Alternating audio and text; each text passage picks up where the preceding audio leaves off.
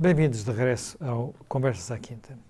Hoje vamos voltar a falar sobre a Europa, sobre o centro da Europa, sobre um país central na Europa, a Alemanha, e na Alemanha sobre o maior dos Estados alemães, o mais rico dos Estados alemães, um Estado de alguma forma diferente de todos os outros e onde ocorreu este fim de semana uma eleição importante e com significado que de alguma forma pode ter até ultrapassado as previsões.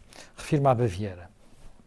A Baviera é o estado mais a sul na Alemanha, é o estado da cidade de Munique, é um estado onde a maior parte da população, em termos tradicionais, ao contrário da Alemanha, que é sobretudo, são protestantes, a Baviera é católica. Na Baviera, o Partido Conservador não é a CDU da chanceler Merkel, mas um partido aliado na mesma área política, digamos, da cristão-democrata, mas diferente, tradicionalmente um pouco mais conservador, a CSU. Esse partido tinha vindo a criar algumas dificuldades à chanceler nas políticas de imigração, precisamente por causa dessa eleição e por causa do receio de perder para a sua direita, digamos assim, uma parte do eleitorado devido ao crescimento do partido anti-imigração Alternativa para a Alemanha, a AfD. Mas aquilo que esta eleição nos trouxe foi uma espécie de bipolarização nova. Uma bipolarização entre, claramente, um partido anti-imigração, a AfD, e um partido cosmopolita pró-imigração, que assumiu isso nas eleições, que são os Verdes. Ambos cresceram cerca de 10% na sua base eleitoral. A AfD vinda do nada, e que ficou acima dos 10%, o Partido dos Verdes duplicando praticamente a sua votação para 20% e tornando-se no segundo partido. No meio disto, quem perderam os partidos que estão no governo em Berlim, a CSU, a aliada da CDU, que perdeu também 10%, e o SPD, os sociais-democratas, que também perderam sensivelmente 10%, e que ficaram num humilhante quinto lugar no estado da Baviera. Para a social-democracia alemã é um desafio tremendo que ali se passou neste momento. É uma espécie de terremoto político que não afetou apenas digamos, afetou por vários lados a coligação do poder em Berlim. Por enquanto ainda não aconteceu nada, porque há mais eleições regionais até ao fim do ano, e até ao fim do ano também há um congresso da CDU que poderá ditar, de alguma forma, no imediato ou a prazo, o fim do reinado da senhora Merkel. Mas mais do que isso, acho que interessa começar por perceber esta especificidade do que é Baviera e de como é que na Baviera se podem explicar estes resultados. Até porque a vitória da CSU, que se manteve, a CSU tinha ganho todas as eleições no pós-guerra, sempre com maioria absoluta, ou praticamente sempre com maioria absoluta, perdeu a maioria absoluta. Essa derrota relativa, ela continuou a ganhar as eleições, acontece com a vitória relativa, porque ficou em segundo lugar, dos Verdes, que ganham nas 7 maiores cidades da Baviera, não apenas ficam à frente das eleições, nas 7 maiores cidades, incluindo na cidade de Munique. Há aqui uma mudança quase tectónica no sentimento do eleitorado, Jaime Gama. Sim, era previsível, mas sim, corresponde ao que se tem passado um pouco na Alemanha, em direções contraditórias e até contrárias com esta, em alguns casos, mas no campo bávaro específico, o problema põe-se de uma maneira diferente.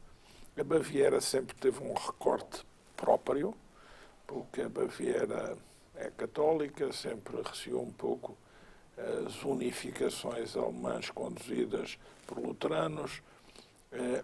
A Baviera é mais tradicionalista, tem uma ligação das próprias cidades com o meio rural e com a montanha que lhe conferem características muito próprias, que aliás se traduzem na circunstância dos restantes alemães percepcionarem sempre os bávaros como aqueles que vestem trajes folclóricos e cantam canções folclóricas. Não, de calções. Isso dá um recorte calções. Muito especial. A Baviera começou por ser, desde cedo um ducado, depois um principado eleitor no Sacro Império, e foi um reino durante quase 2 séculos, que aliás teve também um projeto de unificação do espaço alemão.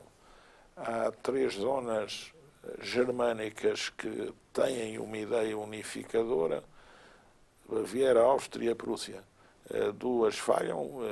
A Áustria separa-se e constitui ela própria um império com não-germânicos, com eslavos e com magiares, e a Prússia acaba por ser quem ganha a batalha da unificação. E, portanto, a partir daí, a Baviera tem um encaixe no Império Alemão, e até tem um encaixe durante a monarquia e tem um encaixe diferente durante a República de Weimar também.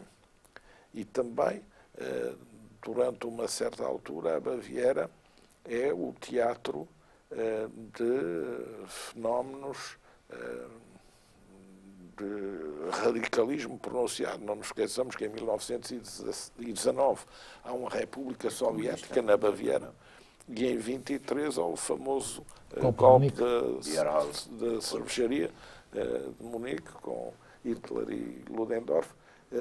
E, portanto, é também uma zona onde certos tumultos contrários ao conservadorismo, ou diferentes do conservadorismo, tiveram lugar.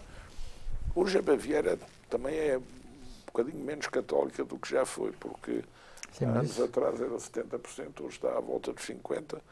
Os protestantes também não progrediram nunca muito, mas há uma quantidade de pessoas que não têm opção religiosa efetiva. Portanto, há também aí uma mudança. Agora, o que aconteceu nestas eleições é interessante ver, porque a CSU no poder, que está coligada em Berlim, receou muito o efeito de contágio da problemática imigração. Não é que a Baviera está numa zona de fronteira, mas a Baviera não tem muitos imigrantes, nem teve muitos refugiados, e aliás tem uma estrutura social bem capaz de os acolher. Mas o problema pôs-se, e põe-se do ponto de vista psicológico, é mais um caso de percepção psicológica do que pode ser o risco dessa invasão, digamos, do que propriamente a realidade da presença de imigrantes sem um apoio social nem uma integração. Porque esses serviços funcionam muito bem na Baviera. E sendo que tem taxa de desemprego baixíssima. Sim, praticamente não há desemprego.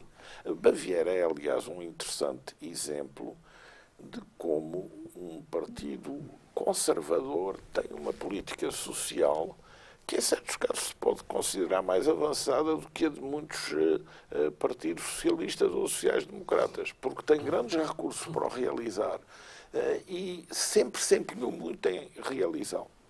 Portanto, é um país onde a harmonia social sempre foi uma grande preocupação. Aliás, neste caso, a CSU teve 2 políticas contraditórias na Baviera, porque, por um lado, guinou muito na cartada anti-imigrante para se demarcar da CDU e controlar a inauguração na Baviera do Partido Alternativo para a Alemanha, mas depois, como foi muito criticada pelas igrejas, quer pela Igreja Católica, quer pela Igreja Protestante, que são mais acolhedoras da imigração, isso fez com que, no final, a CSU descolasse da agenda mais anti-imigrante e como que pretendesse dar uma cambalhota e, porventura, com isso, perdeu eleitores de ambos os lados, porque uma parte dos eleitores CSU, naturalmente, têm mais identificação hoje com o que é o discurso da AfD, mas uma outra parte também não gostou dessa colagem à AfD e demarcou-se do CSU.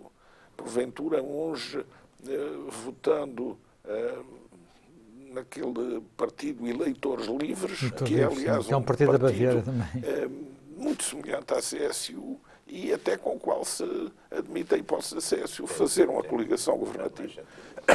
Portanto, não nos esqueçamos que, por exemplo, as igrejas na Baviera estão, em alguns casos, a lançar um grande desafio em matéria de imigração, que é admitir o asilo de igreja.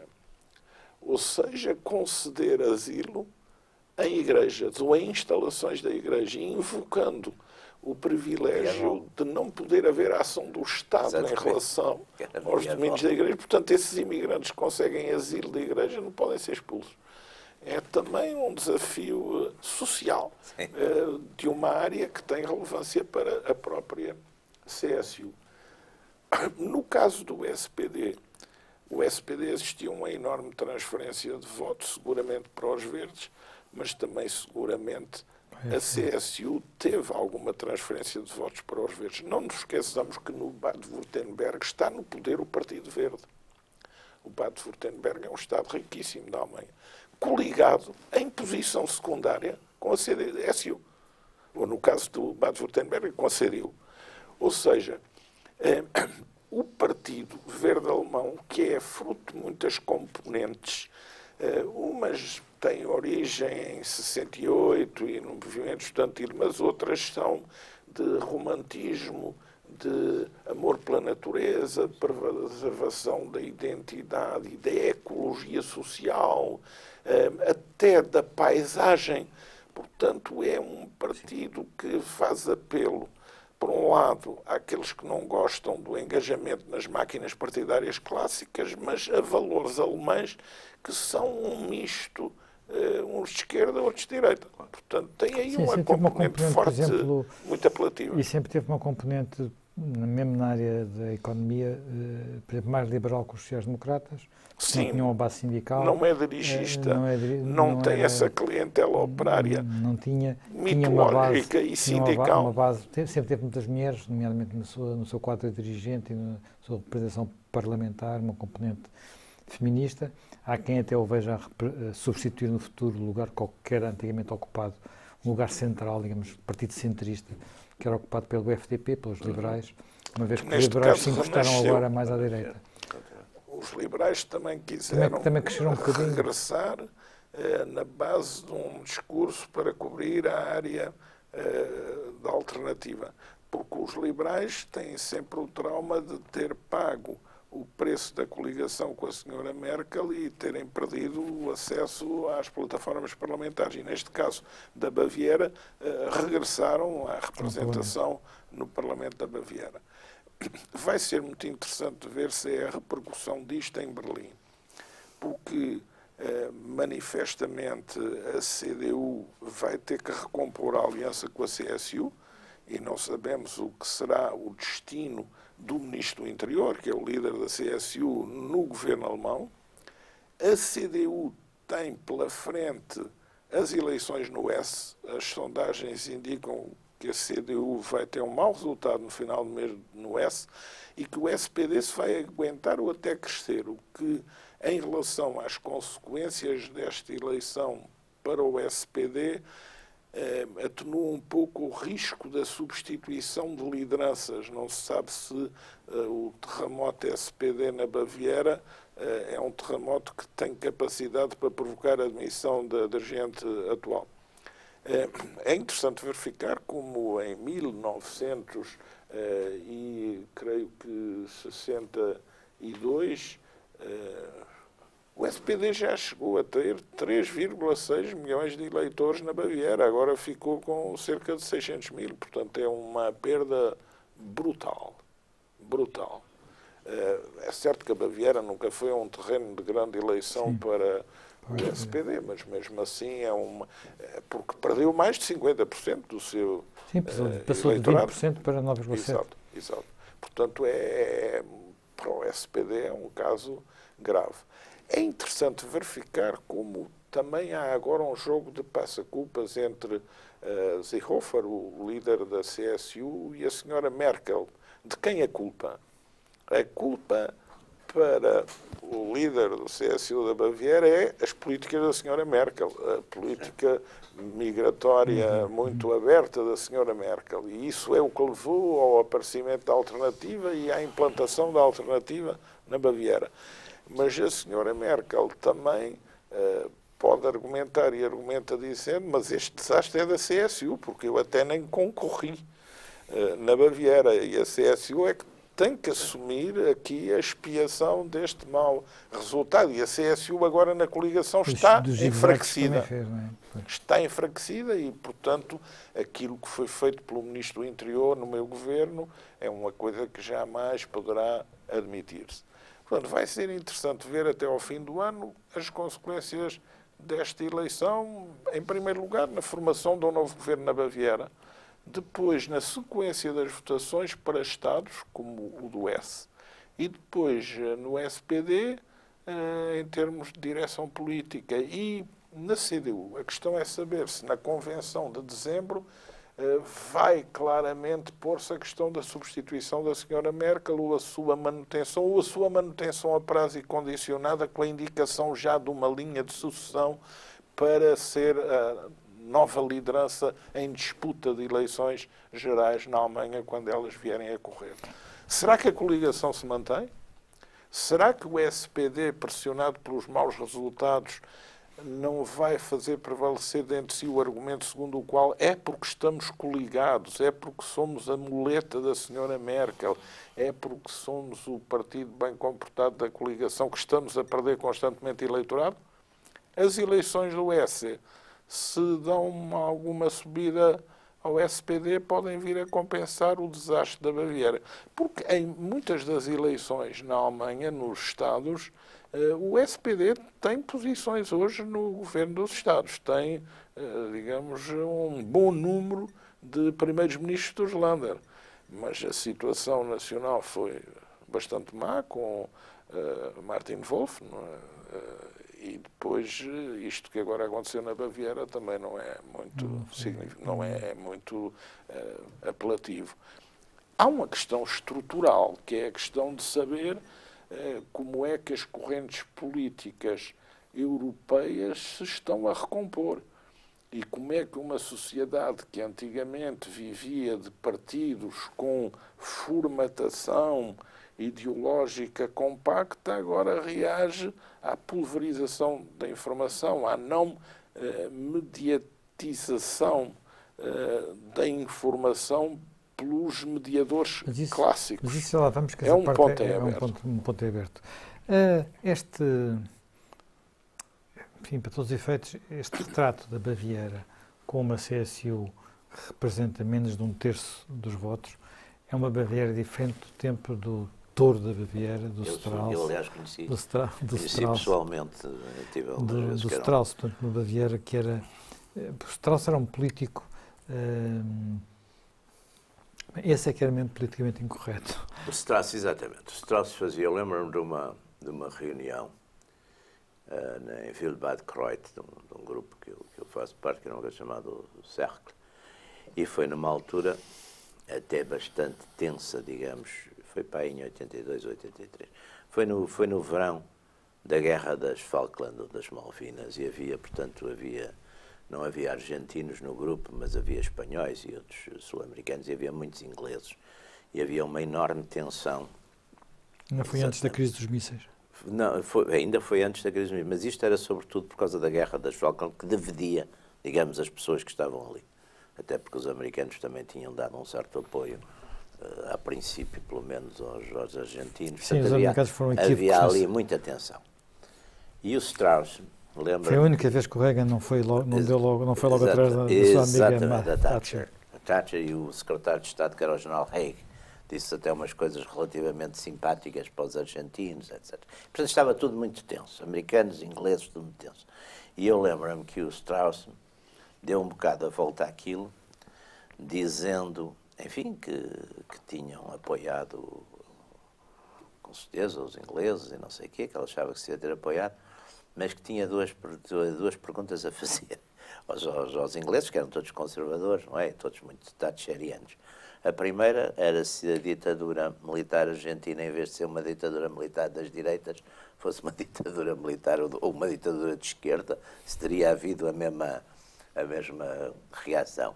E segundo, se tinham feito tudo aquilo pelos 3.000 ou 4.000 ingleses das Falkland, porque é que tinham abandonado os 200.000 ingleses da Rodésia. Pronto, e aquilo, como foi assim...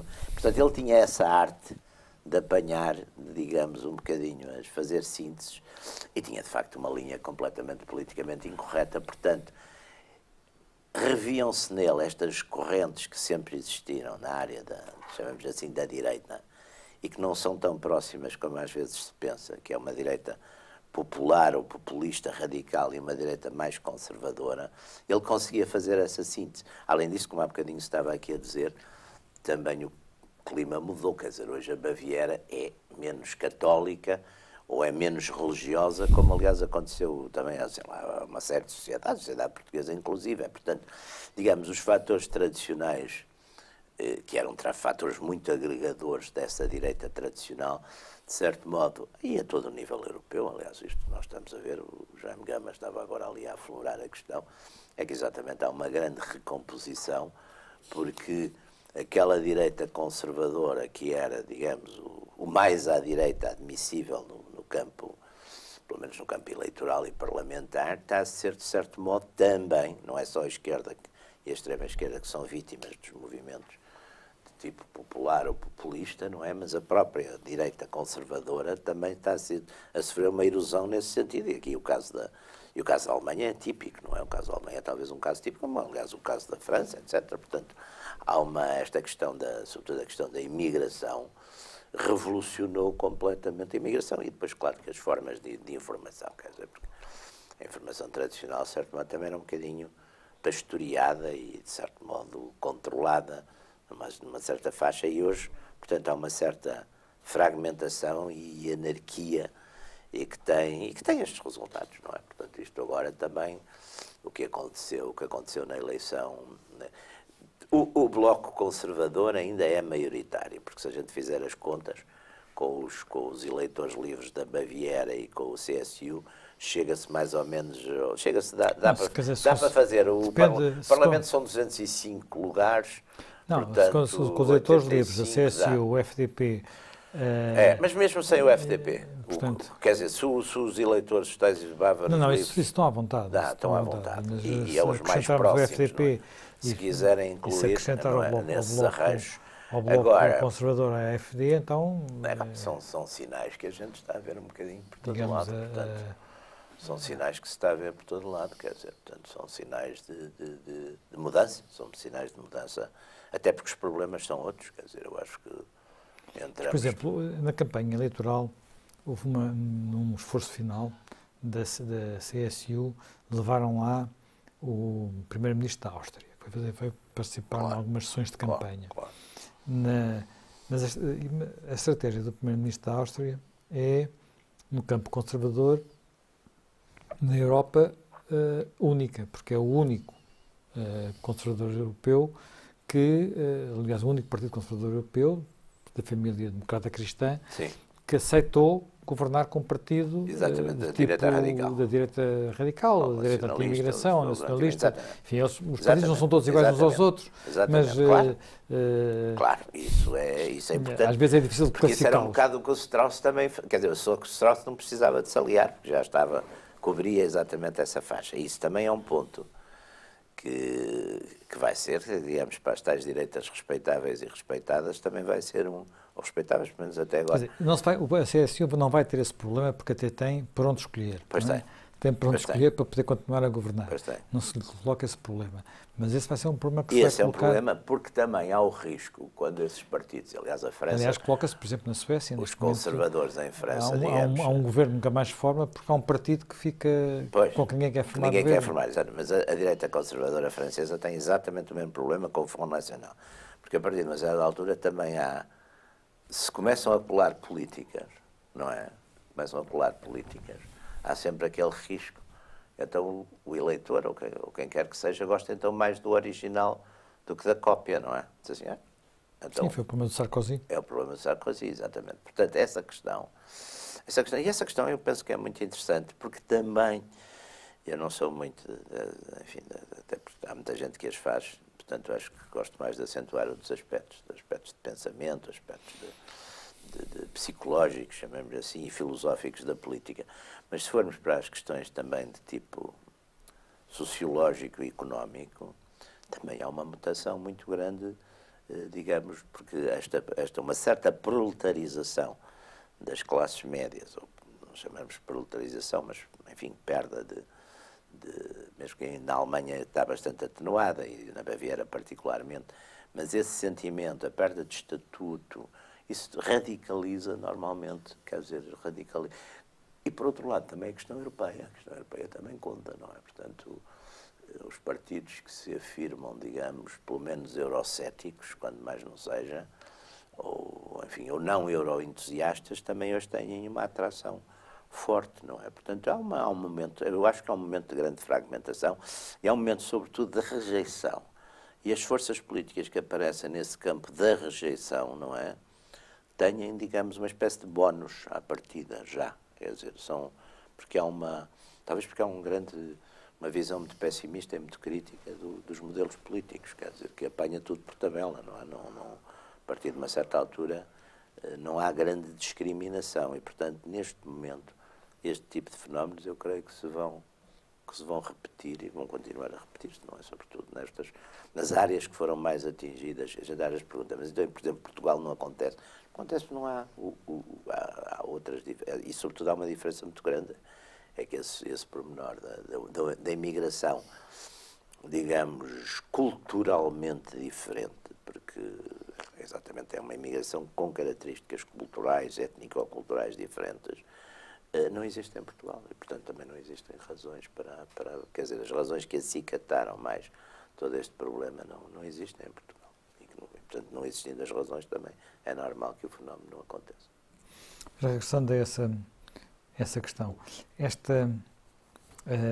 digamos, esta pulverização, de alguma forma, do espaço político, porque é que temos assistido em muitos países, com a multiplicação dos partidos, também corresponde a esse aspecto que estava a introduzir há pouco, que é a mediação já não é feita da forma tão ordenada como era feita antes. Os órgãos de informação tradicionais perderam o espaço dominante que tinham e passou a ser feita de uma forma mais direta, o que, de alguma forma, permitiu que se criassem uma espécie de subtribos menos ordenadas do que eram as tribos antes arrumadas em função dos grandes grupos partidários. Eu posso ter acesso, clicando, a toda a informação disponível, porque posso consultar as páginas digitais da imprensa clássica e, ao mesmo tempo, posso ter acesso aos blogs ou outros centros de emissão e pelo YouTube, pelo Facebook, a tudo o que é de disseminação genérica, e depois com os motores de busca posso fazer agregados temáticos e ter o painel completo daquilo que quero e os próprios monitorizar. Os algoritmos dos motores de busca e das redes também sociais vão dando depois a reprodução do que é a minha taxa de ocupação e o mercado que eu criei. E vão emitindo para mim. Não há aqui interferência nenhuma de russos nem de chineses, vão emitindo nem ninguém, para há apenas mim, a própria consoante a pegada digital que eu deixei enquanto consumidor de informação.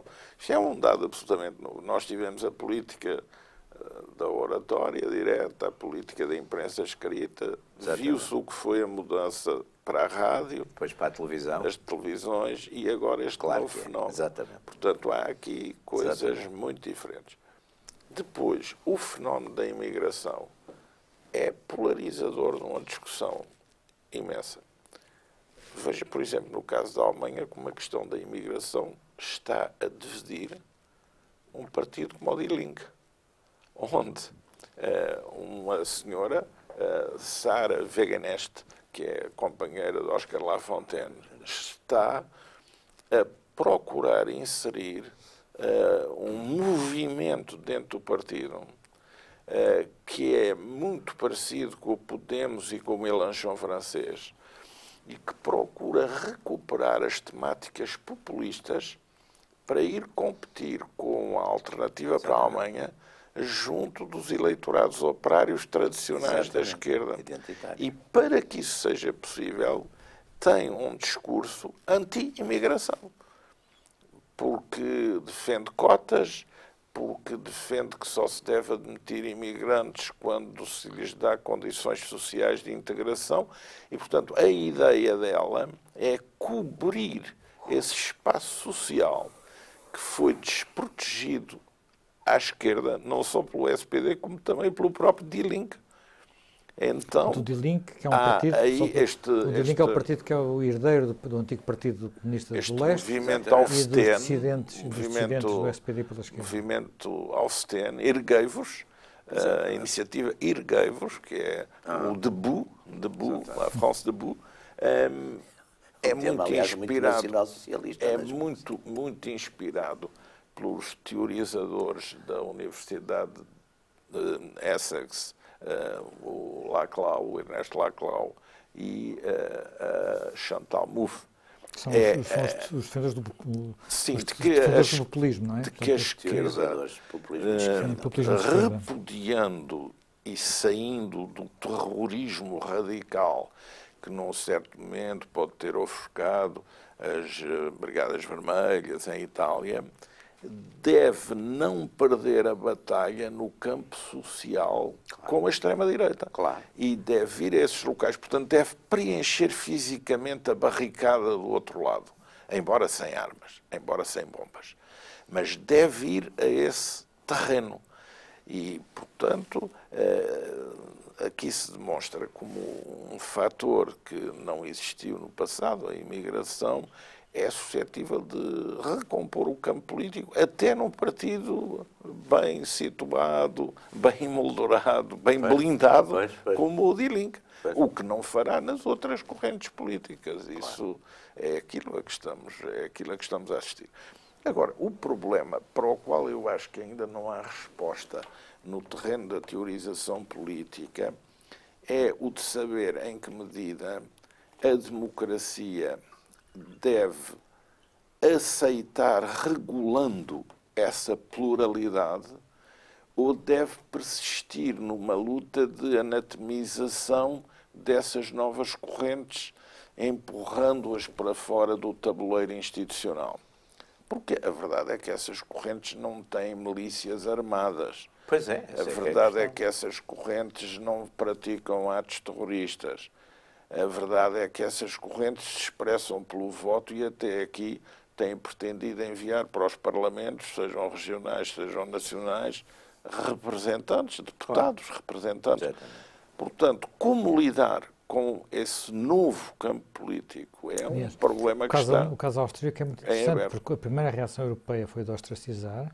Sim, eu ainda outro dia, ainda outro dia estive com o primeiro-ministro da Áustria, à altura, que é Wolfgang Schüssel, que foi quem foi pioneiro nisso. E este modelo agora da Áustria está inspirado nessa solução. E uma coisa que ele diz é que no final dessa experiência de coligação com os liberais perderam voto e a democracia cristã subiu outra vez na Áustria. E qual é a teoria dele? A teoria dele é que, no caso desse partido austríaco, do Partido Liberal, há três componentes. E uma componente é a mais populista, outra é a mais nacionalista e a outra componente é uma componente mais conservadora. Que numa coligação, isto é, na assunção de responsabilidades governativas, por virtude das responsabilidades governativas, por exemplo, num país que é da União Europeia, o governo depois tem que aprovar o euro, coisas do género. Então, a componente que cai a esses grupos é a componente populista propriamente dita, mas que a componente nacionalista e a componente conservadora se podem manter e se mantêm. Bom, é uma teoria e é uma opinião. Os resultados nas sondagens, porque não houve eleições ainda, desta nova experiência que repete essa experiência anterior, apontam nesse sentido. E depois esses partidos às vezes têm falta de estrutura e de consistência. E a componente populista é uma componente de protesto. E o que acontece é que muitas vezes, quando vão para governos, rapidamente acontecem... Se dissolvem. E pequenos escândalos, pequenas coisas que que os consomem, e já aconteceram 2 ou 3 na Áustria, que estão ali a minar um bocado o apoio, e, portanto, o equilíbrio entre os 2 partidos está novamente a vir novamente contra os liberais e a favor dos conservadores. Nós escusamos nos preocupar muito com a Áustria, com a Polónia e com a Hungria, porque nós temos agora ao pé de nós o exemplo da Itália, que tem no poder, em pleno no governo, uma coligação que é dominada por um partido que pensa absolutamente isso e que tem assento na União Europeia, nos Conselhos Europeus, embora tenha uma política muito contrária a essa lógica. Vamos a ver em que é que dá essa relação, vamos a ver. Mas que está no poder, está na Itália. O país chama-se Itália. É o país que mais avançou até hoje na tomada do poder por um grupo dessa natureza. Exatamente. E há aqui um ponto que eu acho que é importante, porque nós estamos a ver nesta, digamos, estamos a ver sempre, e agora, por exemplo, já falamos aqui nisso ultimamente muito, questão do Brasil, etc. Estamos a ver fenómenos de rejeição, não é? E eu acho que essencialmente são fenómenos de rejeição do que está. E tanto assim que muitas vezes não se seleciona muito a alternativa. Quer dizer, este homem ou este partido ou esta força são contra o que está e os descontentes votam nele. Mas eu julgo que há uma outra questão que também tem a sua importância, que é a dimensão territorial do próprio espaço político. Quer dizer, a dimensão nacional, ou até estadual, nos casos que não, ou estatal, nos casos onde nem há, às vezes, Estado nacional, há Estados plurinacionais e Estados sem nação, etc.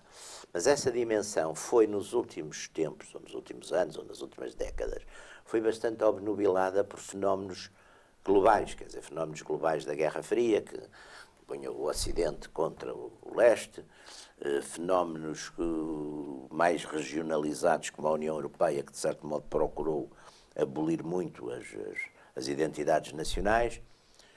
E, portanto, houve, por um lado, uma atomização de pequenas causas, quer dizer, causas humanitárias, por exemplo, não é? Portanto, todas estas campanhas, partindo, aliás, de grupos que inicialmente, de facto, eram penalizados, como todas essas minorias de tipo sexual, etc., mas que passaram a ter uma coisa curiosíssima, quer dizer, é que de perseguidas e de certo modo, minorizadas, passaram a querer ter uma outra coisa muito curiosa, que é uma espécie de dominância, e, portanto, todos estes problemas que agora aparecem aí um bocadinho loucos, dos transgênero e das educações das crianças, etc. Portanto, essas pequenas causas, por um lado, atomizaram, por outro lado, os grupos pegam em causas universais ou humanitárias que também escapam um bocado, ou então vai-se para os regionalismos, não é? Para uma atomização, para os regionalismos, para os separatismos, etc. E, portanto, estes movimentos também trazem de volta uma certa dimensão do espaço nacional e isso também lhes dá força. Quer dizer, a gente vê que, apesar de tudo, o Trump lá com o slogan da América outra vez poderosa, o grande, o Bolsonaro com o Brasil, quer dizer, esse lado também, esse lado de redimensionar outra vez a política no espaço nacional, é um lado que também eu não poria de parte, porque é um lado muito importante em toda esta recomposição política, porque exatamente também os partidos tradicionais... Mas aí vamos lá ver, uma das coisas que tem sido uma das leituras que foram ter vindo a ser feitas, aparece, por exemplo, neste livro que agora saiu do Fukuyama, aparece noutros locais, que é que há novas clivagens políticas em que a esquerda e a direita tradicional, muito dividida por razões económicas, muito divididas pelo materialismo, a luta de classes, não luta de classes, e não sabem lidar com isso. E, portanto, a nova clivagem é uma clivagem, são outras clivagens. As identidades, são as identidades, as religiões, o cosmopolitismo versus não cosmopolitismo. Exatamente. Porque também há uma parte das populações, as populações urbanas, mais móveis, não tem obrigatoriamente às vezes que ser sequer as mais afluentes. Não. Porque há uma parte da população que não é muito afluente, mas é muito móvel. Que entra em conflito com quem se quer fechar, porque, digamos... Sim, aliás, a gente vê, por exemplo...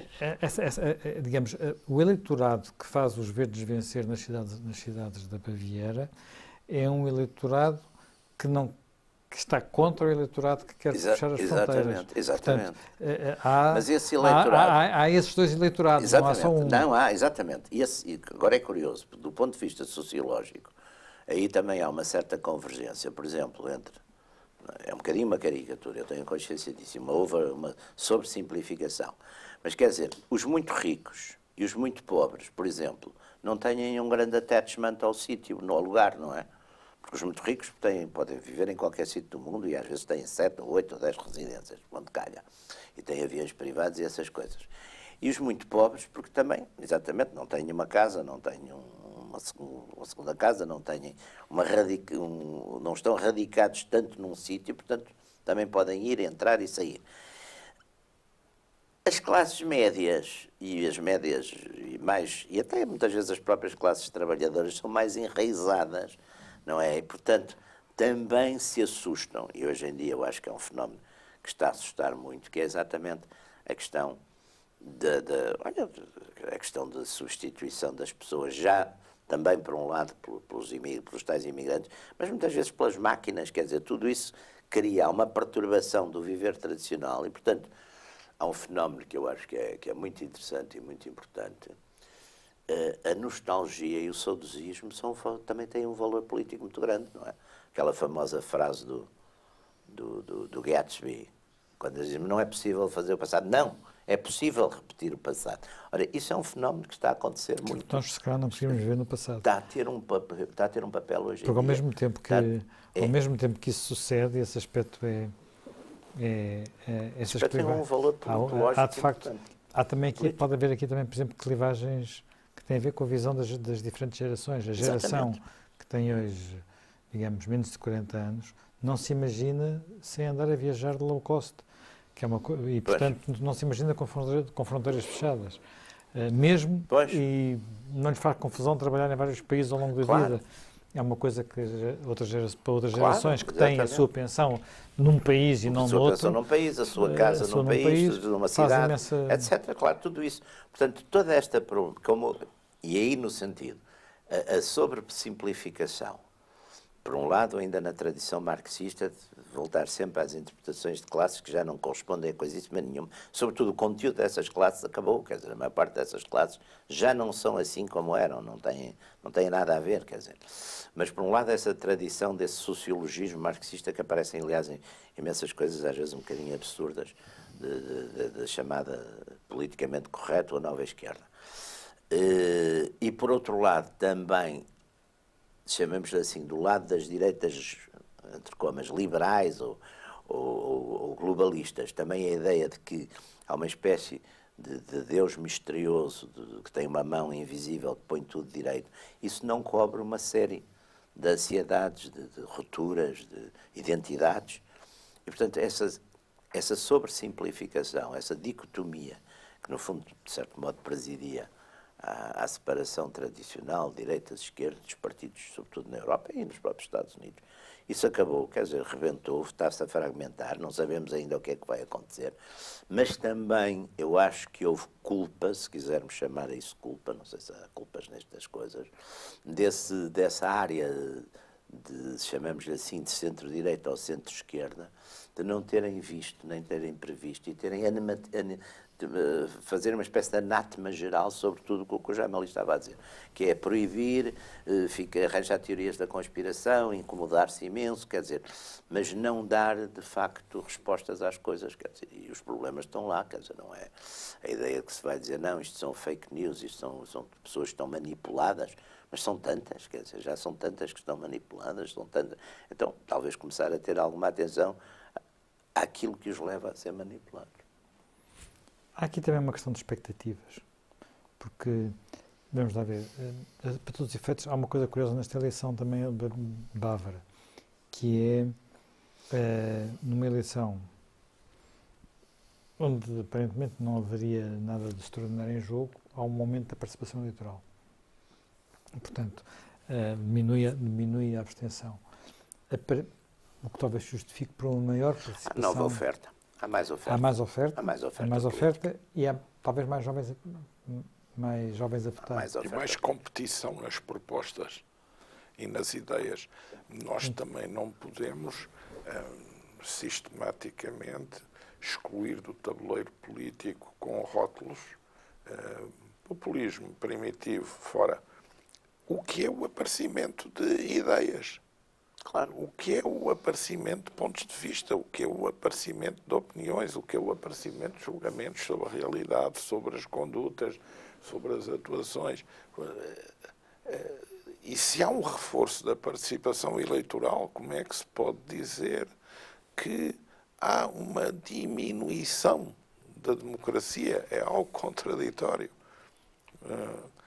Então, praticamente a democracia só podia ser exercida num quadro de registro de eleitores muitíssimo limitado. Não pode isso funcionar plenamente.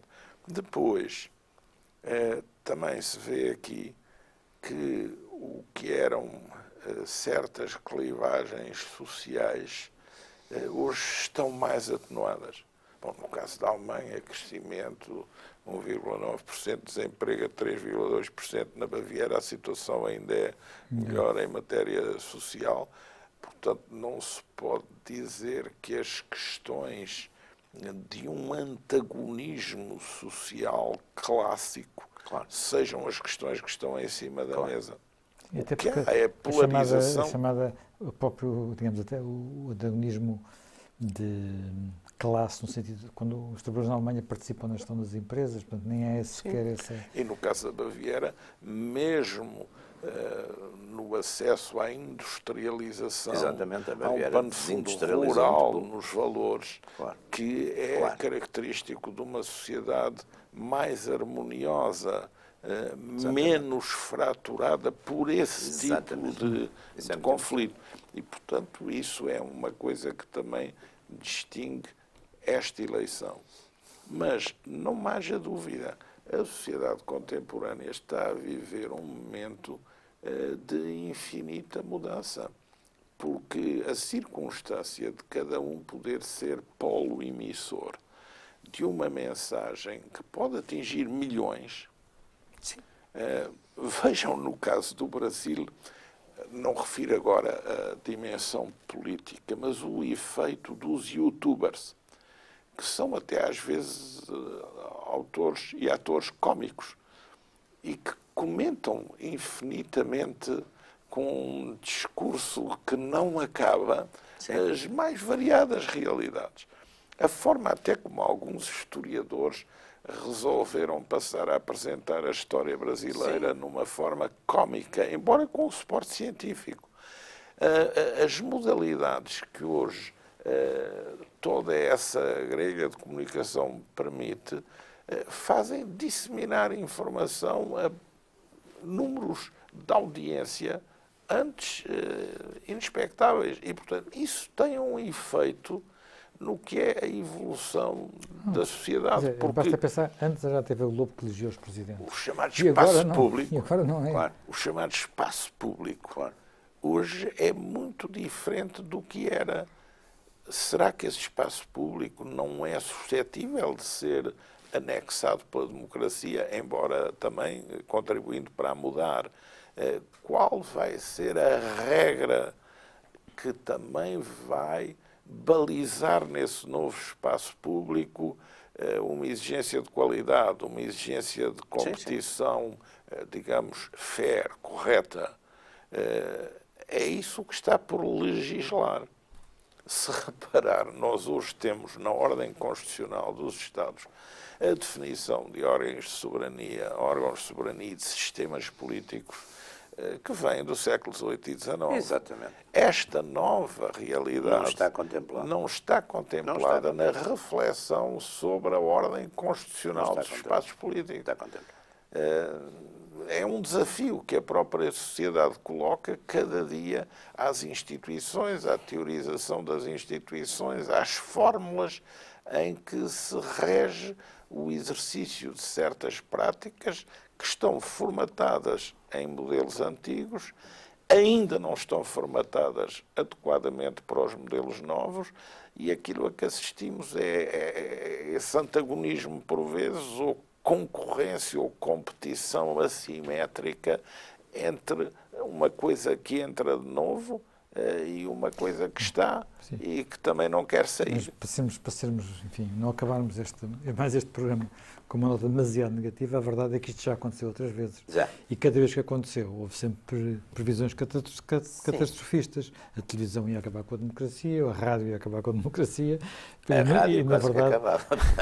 mas na verdade Alguns isso acabou por não acontecer. Às vezes quase, mas na verdade acabou por não acontecer. Bem, para a semana teremos um novo tema e reencontrar-nos aqui em mais um Conversas à Quinta.